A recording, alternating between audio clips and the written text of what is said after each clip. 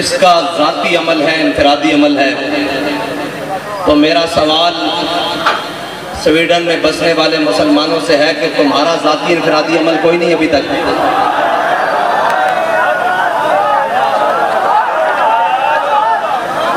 اگر تم کلمہ پڑھتے ہو تو تمہارا بھی ذاتی انفرادی عمل اس وقت بہت سارے ہو جانے چاہیے۔ بس اس کا تو دوسرا حل ہے ہی کوئی نہیں اور دوسرا۔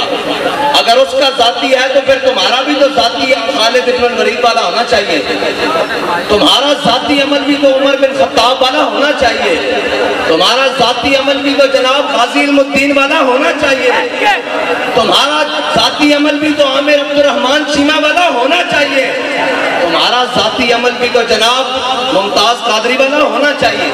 بس اس کی دوسری کوئی رائے نہیں ہے کہ اس کے خلاف کیا بات کریں۔ اور ایک اعلان ہے، وہ اعلان یہ ہے کہ لبیک کے پاس حکومت نہیں ہے اور ہمارے پاس اقتدار بھی نہیں ہے۔ اقتدار پر یہود و نصارہ کے ایجنٹ اور دنیا کے بدترین حاکم ہمارے اوپر مسلط ہیں اور سیاسی خسرے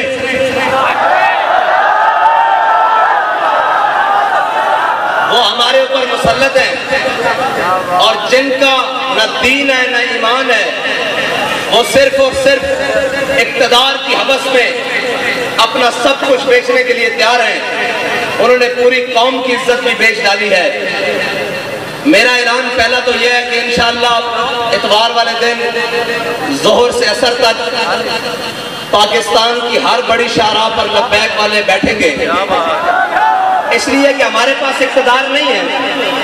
آپ نے گھر سے مسلح اور قرآن لے کر آنا ہے۔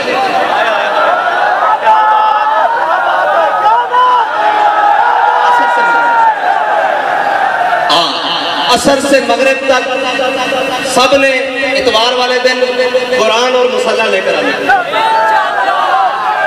ہاتھ اوپر کرو جو لے کر آئے۔ پاکستان کی ہر بڑی شاہراہ پر لبیک والے، جیسے لاہور ہے تو لاہور میں بار روڈ پر، کراچی ہے تو شاہراہ فیصل پر، اسلام آباد ہے تو شاہراہ دستور پر، اس طرح جناب بڑی بڑی شاہراہوں پر قرآن اور مسلح لے کر آنا ہے۔ ٹھیک ہے جی، عصر سے مغرب تک، اور پھر مغرب سے عشاء بھی ہو سکتی ہے، عشاء سے فجر بھی ہو سکتی ہے، یہ تو پھر اگلی بات ہے نا۔ قرآن اور مسلح، اور اپنے بچوں کو بھی ساتھ لے کر آنا ہے۔ اپنے بوڑھوں نہیں مرتے یار، بوڑھے کچھ نہیں ہوتا ہے، بوڑھوں پر بھی ساتھ لے کر آنا ہے، نوجوانوں کو بھی ساتھ لے کر آنا ہے، گھر میں کوئی بندہ نہ رہے۔ ٹھیک ہے بھائی، جتنے لبیک والے سارے مین شاہراہوں پر، اگر شہر دور ہیں تو جو ان کے قریب مین سڑکیں بنتی ہیں وہاں پر آئیں گے۔ یہ ہمارا اعلان اس وقت ہے جب تک لبیک کے پاس حکومت نہیں ہے، اور اگر لبیک کے پاس حکومت ہوتی آج کے دن تو پھر کوئی تحریکی مارچ ریلیوں کا اعلان نہیں ہوتا، صرف ایک پی ٹی وی کا مائک ہوتا، اور جو بھی لبیک جس کو حاکم بناتی وہ سامنے ہوتا، اور وہ کہتا کہ گھروں سے ایک مسلح اور اپنا ہتھیار اور اپنی سواری لے کر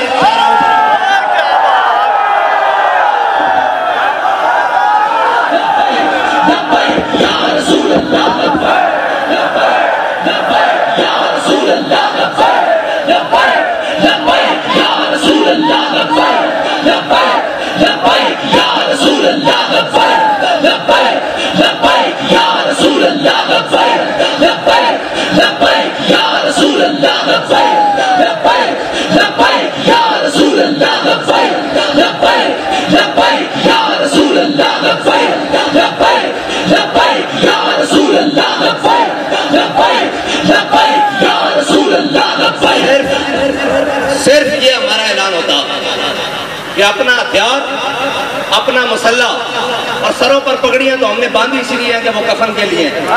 ایسے بھی سفید سوٹ باندھتے ہیں کہ ایسے بھی شہید تو جس حالت میں بھی چلا جائے، اور اللہ کی قسم یہ یورپی یونین نیٹو کی بات کرتے ہیں، پوری دنیا ان کے قدموں میں آ جانی تھی۔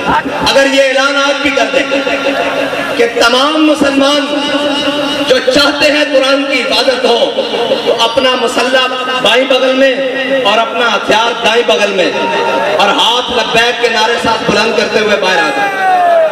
ہم بات کرنے جا رہے ہیں عالم کفر سے کہ یا تو تم نہیں یا تو ہم نہیں. یہ ہے علاج ان کا، اور کوئی علاج نہیں ہے. یہ قرآن بابا جی پہلے بھی کہہ گئے ہیں، یہ قرآن اس لیے جلاتے ہیں کہ تم ملعون ہو، تم حاکم پہ شرم ہو. ورنہ یار ایک اسرائیل، اتنا سا اسرائیل آج انہوں نے اس بات کو شامل کیا ہے کہ ٹھیک ہے جی مسلمانوں کا بھی احتجاج، لیکن ہم اس کو اس لیے نہیں چلنے دیں گے کہ جناب اس میں تورات اور یہودیوں کی تورات اور انجیل ہے جی، یہ ساری اس کا بھی جلانے کا انہوں نے اعلان کیا ہے. لہذا ہم سے بات اسرائیل کے سفیر نے کی ہے، ہم آئندہ کے بعد اس کی اجازت نہیں دیں گے.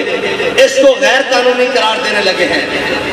ڈوب کے مر جانا چاہیے پوری امت مسلمہ کو، پوری امت کو ڈوب کے مر جانا چاہیے، اس لیے کہ ان کا ایک سفیر کے چند لفظ وہ کام کر گئے جو پوری 1.5 ارب مسلمان نہیں کر سکتے.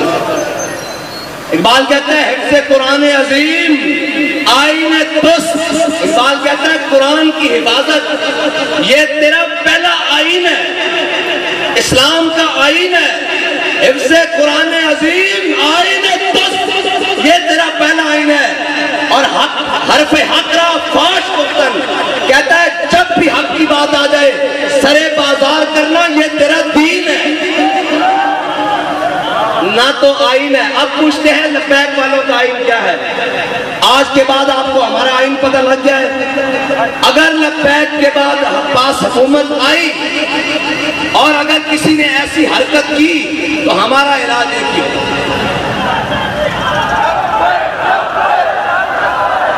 اور ہمارے جو باہر بیٹھے ہیں نا بھائی، وہ کہتے ہیں کہ یہ جہاد کا نعرہ نہ لگائیں، ان کو تکلیف ہوتی ہے یورپ کو.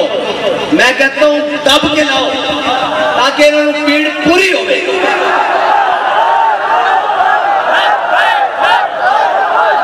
الجہاد الجہاد الجہاد الجہاد الجہاد الجہاد. اور نہیں کوئی ایسی دنیا افلاک کے نیچے، نہیں کوئی ایسی، اقبال کہتا ہے نا نہیں کوئی ایسی دنیا افلاک کے نیچے بے مار کا ہاتھ آئے تخت جموں کے. اقبال کہتا ہے دنیا میں کوئی ایسی جگہ رہ نہیں گئی کہ مسلمان کہیں ہم وہاں عزت سے حکومت کر رہے ہیں. اقبال کہتا ہے اس کا ایک ہی طریقہ ہے کہ جہاد کے لیے محمد عربی کی تلوار اٹھا لو. نہیں کوئی ایسی دنیا افلاک کے نیچے بے مار کا ہاتھ آئے تخت جموں کے. اور آگے اقبال کہتا ہے کہ دل کی آزادی شہنشاہی شکم سامان موت. اوپر سے لے کے نیچے تک شکم کے لیے بیٹھے ہوئے. دل کی آزادی ہے ہی نہیں. اگر ہوتی تو پھر قرآن کی آزادی، قرآن کے حرمت کے لیے بات ہوتی، قرآن کے تحفظ کے لیے بات ہوتی. ایک سے ایک پڑھ کے لائن آئے، کہتے ہیں جی یہ جناب ایسے آئیں گے، یہ وہ آئیں گے. پاکستان کو ایسا کوئی بھی نہیں ملے گا. جب تم نے قرآن کو چھوڑ دیا، حضور کی ناموس کو چھوڑ دیا، ہمیں کوئی پرواہ نہیں، تم سارے سمیت کر تمہارا سب کچھ چل جائے، زمین و آسمان آفات و بدیات سب چل جائے، ہمیں اس سے پرواہ نہیں. جب تمہارے دل میں قرآن کی عظمت نہیں تو تم بھی چل جاؤ، تمہارا گھر بھی چل جائے، تمہارے اسباب بھی چل جائے، ہماری آنکھ میں بھی بل نہیں آئے گا. ہاں اس لیے ہمیں کوئی تکلیف نہیں. ہمیں اگر تکلیف ہے تو قرآن کے جلنے کی ہے، اس لیے کہ وہ تکلیف اس. ہاں اگر تمہیں قرآن کے جلنے کی تکلیف ہوتی تو پھر جو ہاتھ تمہارے جانے باتا اس ہاتھ کو ہم توڑتے. جو آنکھ تمہاری جانے پڑتی اس آنکھ کو ہم پھوڑتے. لیکن اب تو ہم دعا کرتے ہیں اللہ تمہیں اور غرق کرے، اور غرق کرے، اور غرق کرے، اور غرق کرے. ان تمام اسباب کو بھی آگ لگا دے جو تم نے صرف اسلام کے لیے رکھے ہوئے، اسلام کی حفاظت کے لیے نہیں رکھے. اور میں تو یہ کہتا ہوں کہ یہ سب ہم سب بھی مر جائیں اور ہم سب بھی غرق ہو جائیں اللہ کی کسی عذاب میں. عذاب ہی آئے گا نا ہم پر جب ہم محافظ قرآن نہیں ہیں. کیا کریں بھائی؟ سب صبح اٹھ کر سب کو عزت قرآن کی وجہ سے ملی. بابا جی جب قرآن کی بات آتے تھے فرماتے تھے جھلیا ساری گلا بعد گھروں سے قرآن پڑھن نکلے. 1974 बाबा जी फरमाते सब नालों पहले कुरान घरों पढ़न निकले सा। वो क्या मौलवी, वो क्या पीर, वो क्या उफाज, वो क्या कारी, वो क्या अवाम, वो क्या जनाब, सबको इज्जतें कुरान की वजह से मिली। किसी का बच्चा कुरान की वजह से ठीक हुआ जनाब, किसी को शिफा कुरान की वजह से मिली, किसी को हिदायत कुरान की वजह से मिली, किसी को ईमान कुरान की वजह से मिला, किसी को इस्लाम कुरान की वजह से मिला। सारा कुछ कुरान के मिलने के बाद जब कुरान की इज्जत की बारी आई है तो हम सब बेशर्म बन गए, सब बेशर्म बन गए। इसमें दूसरी राय है ही कोई? क्या करें जी, क्या करें? एक ही हल है कि हम सब मर जाएं और डूब कर मर जाएं। यार एक इसराइली की बात, एक सफीर की बात स्वीडन को रोक सकती है तो 1.5 अरब मुसलमान कोई नहीं, कुछ भी नहीं। ये झूठ है, ये पाकिस्तान का नाम भी, ये रियासत का सब फ्रॉड, 57 इस्लामी ममालिक सब झूठ, 1.5 अरब मुसलमान सब धोखा, कुछ भी नहीं है। अगर होता तो आज कुरान को सरेआम ऐसे कोई न जलाता। और यार बारसा की चीज़ें कहीं इस तरह लावारिस करके जलाना, ये बात नहीं है। बस हमारी बात इतनी है, हाँ आपने आना है और हम क्या कर सकते हैं? कुछ भी नहीं कर सकते। क्या वो सारे मलून हक तो ये था ना कि आज के दिन कहते हैं यौम तकद्दुस मनाना है। मैंने कहा तुम तकद्दुस को छोड़ो, 365 दिन भी मनाओ तो कोई फर्क नहीं पड़ता। तकद्दुस तो वो है कि हमारा बच्चा भी कुरान को सीने से लगा के रखता है। तकद्दुस तो यहाँ से शुरू होता है ना, ऊपर तक जहाँ तक मर्जी ले जाओ।